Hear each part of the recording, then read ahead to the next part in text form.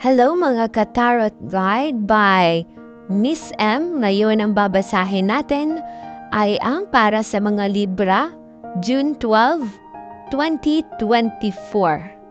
Okay, ano ang magiging kapalaran ni Libra? We have the first card here. Second card, pili pa tayo para kay Libra. Sabihin mo sa akin, Libra, ano ang kapalaran ni Libra?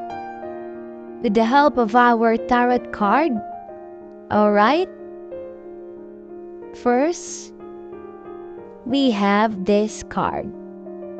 Okay? We have this six card. Ito ay mabibigyan ka ng papuri or either mapopromote ka sa trabaho, may public recognition kang matatanggap. Second is the betrayal. Mga Libra, ingat-ingat dahil may magtatraidor sa inyo. Hindi ko alam sino, basta get ready. May betrayal. Okay, the Two of Cards, marunong kang magbalanse ng oras mo. And of course, the fifth. Alright? May pagsisising magaganap dito. Pero kailangan mong mag-move on, Libra. Okay, pakita mo sa akin ang ibang baraha. Ang dami mong responsibility sa buhay. Ang dami mong pasanin. Siguro breadwinner ka sa pamilya nyo. Ikaw ay lalaki. Siguro. We have the Six of Cards. Magkakaroon ng transitioning, no? Sa buhay mo. Move on from the past. Kung may mga kaaway ka, patawarin mo na sila, Libra. And of course, we have the Star.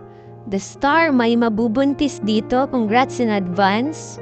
At may renewal na magaganap, mga ka-Libra. Alright? Ito yung mga cards mo. Next, we have this 4. May conservation. Kinoconserve mo yung mga properties mo. Dapat mong i-keep yan. Huwag maging gastador. Okay?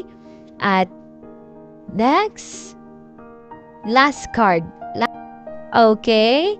May progress na magaganap sa lahat ng paghihirap, mababayaran yan. Yan lamang po mga ka-Libra. Maraming salamat. Don't forget to subscribe!